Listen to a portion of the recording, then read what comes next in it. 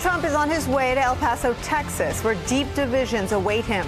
We'll take you there momentarily, but we start with a case against Donald Trump delivered in a forceful speech this afternoon by Democratic frontrunner, former Vice President Joe Biden. The president's attention is also on Joe Biden this afternoon. The president lashing out against Biden on Twitter during the speech from aboard Air Force One between visits to two grieving communities. The vice president today laying this politically fraught moment in America squarely at Donald Trump's feet. Charlottesville was no isolated incident. When Trump announced he was running for president, he called Mexicans rapists. Days before the midterm, he fomented fears of a caravan heading to the United States, creating hysteria when he said, look what's marching up. This is an invasion, an invasion. He asserted that immigrants would, quote, carve you up with a knife. More recently, he called a major American city, a disgusting rat-infected rodent mess. No human being, he said, would choose to live, as though the vibrant, diverse community around Baltimore somehow was less than human. At a rally in Florida, when he asked the crowd, how do we stop these people, meaning immigrants? Someone yelled back, shoot them, and he smiled. In North Carolina, he basked in the chants of send her back, echoing across the stadium. How far is it from Trump saying this is an invasion to the shooter in El Paso declaring, quote, this attack is a response to a Hispanic invasion of Texas? How far apart are those comments? How far is it from white supremacists and neo-Nazis in Charlottesville, Trump's very fine people chanting, you will replace us, to the shooter at the Tree of Life Synagogue in Pittsburgh saying, we're committing genocide. Jews are committing genocide on his people. I don't think it's that far at all. It's both clear language and in code. This president has fanned the flames of white supremacy in this nation. Trump offers no moral leadership, seems to have no interest in unifying this nation. No evidence that the presidency has awakened his conscience in the least. Indeed, we have a president with a toxic tongue who has publicly and unapologetically embraced the political strategy of hate, racism, and division. So it's up to us, as it was in the 20s. It's up to us. We're living through a rare moment in this nation's history where our president isn't up to the moment, where our president lacks the moral authority to lead, where our president has more in common with George Wallace than he does with George Washington. We have to show them who we are. We choose hope over fear. We choose science over fiction. We choose unity over division. And yes, we choose truth over lies. If we stand together, we will win the battle for the soul of this nation. We're the United States of America. There's not a single thing beyond our capacity if we stand together and get up and remember who we are. This is the United States of America, period. Thank you, and may God protect our troops. A president with more in common with George Wallace than George Washington is where we start today with some of our favorite reporters and friends. Elise Jordan, former aide to the George W. Bush White House and State Department, is back. John Heilman, he's an NBC and MSNBC national affairs analyst. I'm glad he's here today. Paul Reyes is back. Raul Reyes, I've said Paul twice this week. He's a columnist for USA Today. He's from El Paso. He's making a second trip, and I've gotten his name wrong twice. He was here on on Monday. And former chief spokesman for the Justice Department, Matt Miller's back. Joining us from Washington politics editor for The Root, the one and only Jason Johnson. Jason, let me start with you. You and I have talked the pros and cons of Joe Biden's candidacy. We've given Joe Biden points when the message has been spot on. You've not held back when you haven't felt that it was. Today's message, today's indictment of Donald Trump's fanning the flames of white supremacy, today's litany of the lowest of the low points of a pretty low presidency seemed to hit all the right marks. Your thoughts? This is the first time that Joe Biden has distilled what he did in his campaign announcement and actually put it on the campaign trail. It was a rousing speech. It was a passionate speech. He took out both fists. He not just hit Donald Trump, but he sort of tried to rouse America into a patriotic fervor about who we are as opposed to what's been happening lately. This is probably one of the better speeches that Joe Biden gave. The difficulty that he has here, to be perfectly honest, is I also watched Cory Booker's speech earlier today. We're going to get to that. Equally passionate speech. Yes. And I think by comparison that Joe Biden, he still didn't give me enough of a vision of the future. He gave me a vision of what's wrong with this presidency. He told me why he should be president, but not the kind of America that he's going to present. So that's the one main weakness I saw in what was overall a strong speech. Jason, we've got a big chunk of Cory Booker's speech. We're going to get to it, and you're still going to be here. But I want to ask you about, I think Joe Biden put into words and did in public what a lot of people, including in security circles, have done all week, saying It's not a long distance between talking about an invasion of immigrants and the messages that we heard from the shooter at the Tree of Life Synagogue. It's not a long distance to travel from constantly attacking migrants to the imagery even of immigrant children, migrant children, asylum seekers in cages, to the language of dehumanization that Raul and I talked about on Monday around his attacks on the city of Baltimore, something I think you can speak to better than anybody. Well, and that's the thing. I think what's also key, Nicole, about what Biden said is he didn't just link all these things together, and he didn't just talk about the fact that these are sort of national security issues, but he said very clearly how the president has hit this drumbeat over and over and over again, right? It's not just that Donald Trump says bad things and tweets bad things. It's that these things are being adopted by people who then go out and act on them in violent ways. It's not just that the president says terrible things about a particular city, but people see that as being a license to go out and act on what he says, and he never takes any responsibility for it. I think that was one of the stronger points of what Joe Biden was saying. He's like, look, this is not just about talk at this point, right? We're seeing the dangers of this. We're seeing the threats that this provides. This is, again, what he talked about initially with Charlottesville. One of the things that I have to say here, and this is I think this is really, really critical. One of the things that Joe Biden really captures in this speech, and I think every single candidate has to understand this, is his whole theme of the soul of America.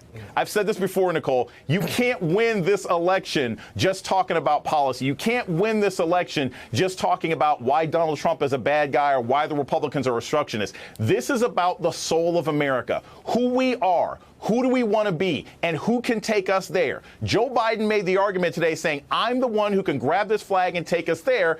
Seems like a lot of Americans will believe him because he did do a very good job of presenting that, at least in Iowa. And Raul, it's a good point. Elections, people make their decisions right here. Exactly. Gut.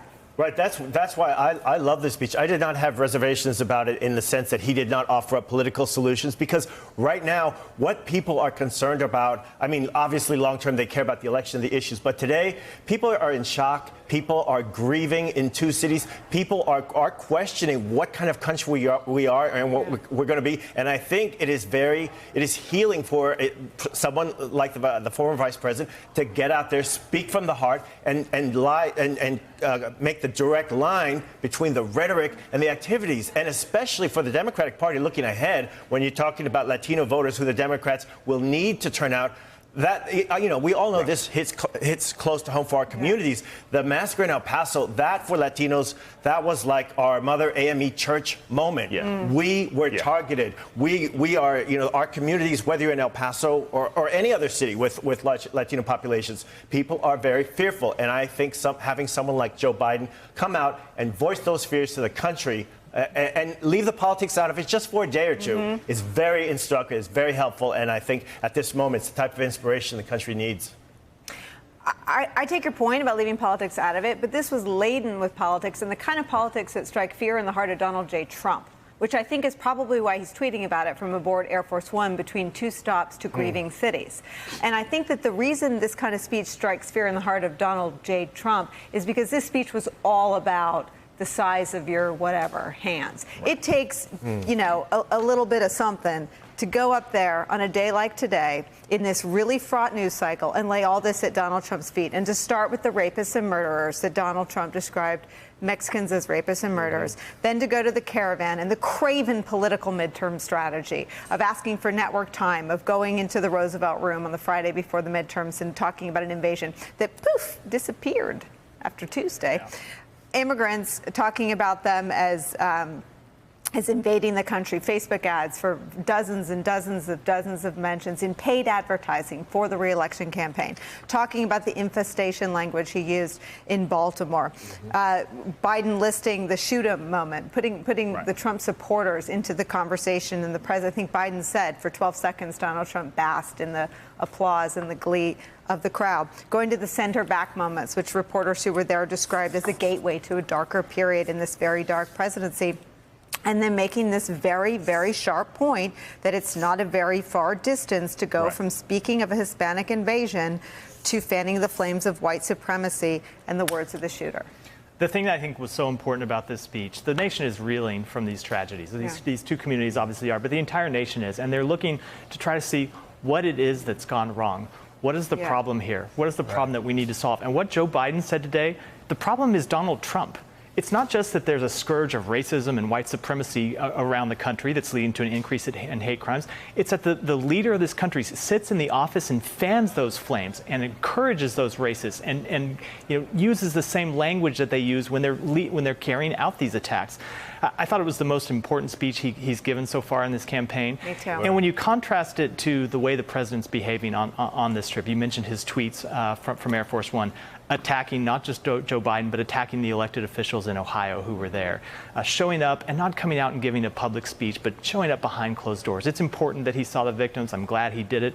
That's not enough. He needs to be the person to bring the country together. The problem is he can't be the person that brings the country together because he's the one that tore it apart in the first place. And I'm still struck. It's 3 days old now, but Phil Rucker's piece in the Washington Post framed this whole moment, for me at least, when he said, usually after a tragedy, there's a little bit of stagecraft, there's a little bit of timing. You can't drive a motorcade through a community when they're still responding. Any president deals with those sort of logistical challenges, but this is much different than that. This was an open question over the weekend about whether the president's language contributed, whether his rhetoric contributed to the carnage.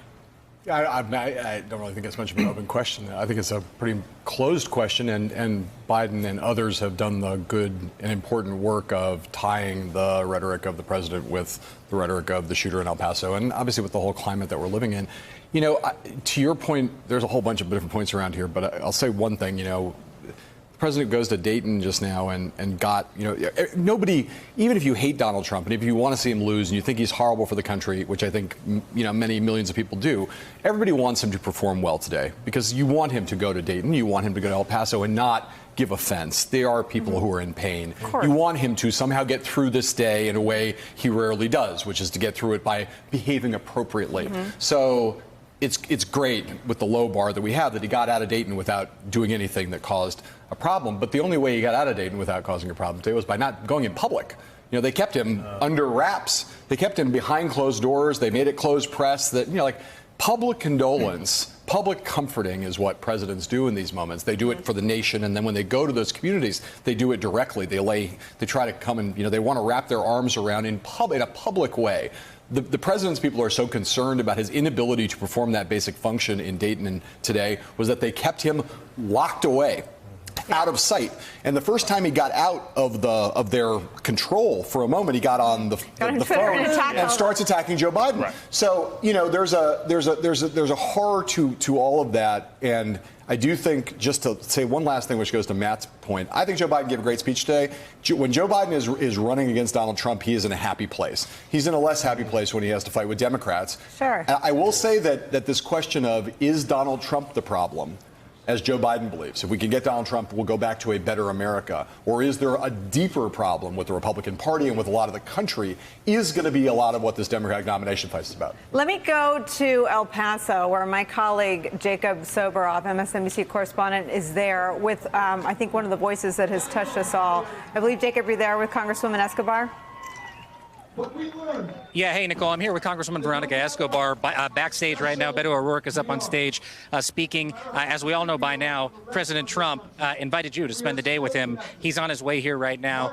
You declined. You're essentially boycotting his visit. Remind us why, and have you changed your mind now that we're here today and you see this big crowd? No, we are surrounded by so much love. I would much rather be with my fellow El Pasoans in this incredible moment of faith and love and strength. You know, he has a responsibility, Jacob, to recognize his role in all of this. What I'm going to tell that crowd is that we will be the turning point for the country. We have to be. But in order to do that, we have to demand accountability. We can't be a prop. We can't be an accessory. We have to say, Mr. President, your words harmed us. Your words dehumanized us. And you have an opportunity to take this pain and take this target away. And you do that by owning what you have done, owning what you have said, saying that it is wrong, and telling the world that every human being, regardless of color of skin, regardless of where you were born, whether on this side of the river or the other side of the river, every human being deserves dignity and respect. As you well know, Congresswoman, the president has spoken in this type of dehumanizing language about Latinos who make up 85% of the constituents of this city, of the people of El Paso, for a long time. It was a long time before this incident, this white supremacist terrorist attack happened on Saturday. Is there a way to get beyond this while Donald Trump is still in the Oval Office? We have a long journey, Jacob. There are still people who feel fear. Young people who have told me, I never realized that the color of my skin made me a target. Because we're in this beautiful bubble here in El Paso where we just love each other, where we take care of one another, where we're good to one another. So we've got a long journey back to making sure that people are healthy of body, of mind, of heart. And I'm committed to that journey. But this country also has a journey, a very important journey, and we've got a very important decision about accountability and our role in accountability. All right, Congresswoman Veronica Escobar, good to see you. Thank you very much. I really appreciate it. She'll be on stage next, Nicole. If I could summarize what she said, all you got to do is look at the sign that's on the front of the stage right under Beto O'Rourke right now. It says not welcome, and there's one person that's targeted at, the President of the United States. There are several hundred people here right now. Beto O'Rourke is going to wrap up. Congresswoman Escobar is going to go on the stage, and in the meantime, I'm going to throw it back to you in New York. Jacob, I've got a question for you. I mean, I think it's important to point out to our viewers that the Congresswoman's position was not black and white. The Congresswoman's position was that if Donald Trump, there was a way for Donald Trump to be welcome in her view, and it was to take back the words that she felt put a target on the back of her community. Any conversations, any sort of work, if you will, diplomatic work back and forth between the White House and the community that you're aware of? I guess the question, no, is the simple answer. And I guess the question is, if there is any effort on behalf of the White House to do anything like that, why is the president up last night tweeting at this man right here, Beto O'Rourke, about his first name and about the size of his rallies in the city of El Paso? He's not interested in bridging those divides. If you look at, again, his actions, teleprompter Trump, as we've all been talking about the last couple of days, had a much different message from Twitter finger Trump that showed up on the internet last night and continued to talk about this morning on the South Lawn of the White House. I had a chance to talk to Beto O'Rourke earlier today, and he said that's why we're standing up here. That's why we're doing this today. That's why all of these hundreds of people are out here to send a message that the way the president depicts what happens here, the way the president thinks of Latinos, people of color, congresswomen of color, I mean, the list goes on, is just not an accurate reflection of the realities on the ground in this city, one of the warmest and most welcoming places I've been in all my time covering immigration on the southern border. Jacob, we're going to be calling on you all hour. I see Beto O'Rourke over your shoulder. If you can grab him, we'll come right back to you. Stay in touch, my friend. All right, I'll do my best. You got it. I'll be back to you. Elise Jordan, Beto O'Rourke has been one of the sharpest, one of the quickest to react. This is obviously his hometown. He's been unsparing in his attacks on Donald Trump and doing the same thing Joe Biden did today, laying blame at Donald Trump's feet for creating this climate, the direct line, and I agree with John Heilman's assessment. The question's been asked and answered. But he's also put it back on the media. Stop asking questions you already know the answers to. It's very plain and obvious that Donald Trump is racist. He uses incendiary racial language constantly. This is a pattern that Joe Biden went through case by case in his speech. We don't have to debate, is he any longer? We have to debate, why are we tolerating this? What can we do to get out of this dark hole? And who are the leaders who can lead and can show us out of it? That's why I salute Congresswoman Escobar for not lending her credibility to Donald Trump as he seeks political cover right now. And I commend Joe Biden for powerful remarks today stating the blunt and obvious truth. You and I have been friends a long time. We both, I think, watched the Trump thing coming with a bit of despair about what happened to our party. But I've never heard you speak like this before. Has something shifted for you? I'm a daughter of the Deep South, and I've been obsessed with Southern history, and particularly the civil rights movement that impacted my hometown. People I know and loved were active in the movement. And I can't believe that right now in 2019 America, we are tolerating this kind of language and behavior. And there are people who are excusing it, people who are leaders who know better. And right now, you work at the White House, you own this too, because you're supporting and uplifting Donald Trump's racist regime. Hey there, I'm Chris Hayes from MSNBC. Thanks for watching MSNBC on YouTube. If you want to keep up to date with the videos we're putting out, you can click subscribe just below me or click over on this list to see lots of other great videos.